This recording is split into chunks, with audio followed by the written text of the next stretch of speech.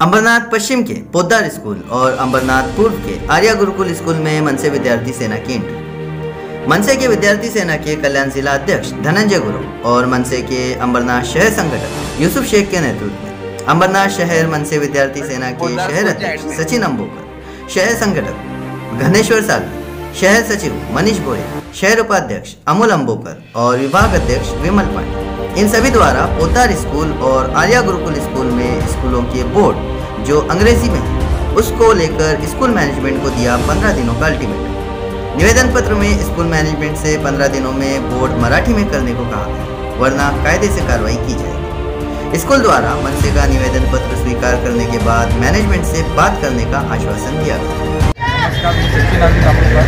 महाराष्ट्र नवनिर्माण विद्यार्थी सेना शहराध्यक्ष, आज जो विषय आम्ही ज्या विषयावरती चर्चा करण्यामध्ये आलेलो ती शाळा आहे। शाळेवरती इंग्रजीमध्ये नाव पूर्णपणे दिलेले पण मराठीमध्ये असायला पाहिजे, ते इथं दिसत नाही।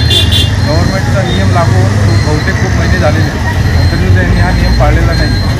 तर प्रिन्सिपलला आम्ही भेटलेलो आहे, त्यांना समजवलेलं आहे की लवकरात मराठीमध्ये सगळं नाव झालेलं पाहिजे आणि 15 दिवसाचा आम्ही वेळ दिलेला आहे त्यांना, आणि जर 15 दिवसामध्ये त्यांच्याकडून आम्हाला काही रिस्पॉन्स नाही भेटले तर आम्ही आमच्या हिशोबाने आमचे आंदोलन करू। जय महाराष्ट्र।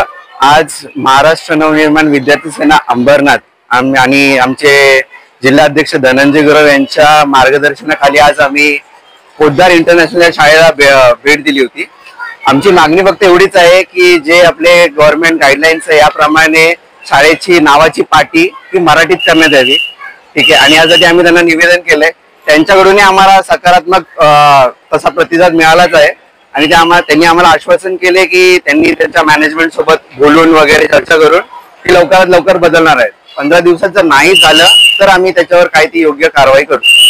काय करणार कारवाई नाही केलं तर? आता ते आमची कारवाई तशी तर जगजाहीरच आहे ना, कोणाला वेगळी सांगायची गरज नाही। आम्ही मनसेच काय जे काय करायचं ते करू, पण सध्या तरी त्यांच्याकडून आम्हाला तसा प्रतिसाद मिळाला नाहीये, ती वेळ येणार नाही अशी आमची आशा आहे। आणि तुमच्या माध्यमातून हेही सांगेन की अजून कुणी नसेल केलेली असेल ही पाटी मराठीमध्ये, त्यांनी पण लवकरात लवकर ती करून घ्यावी।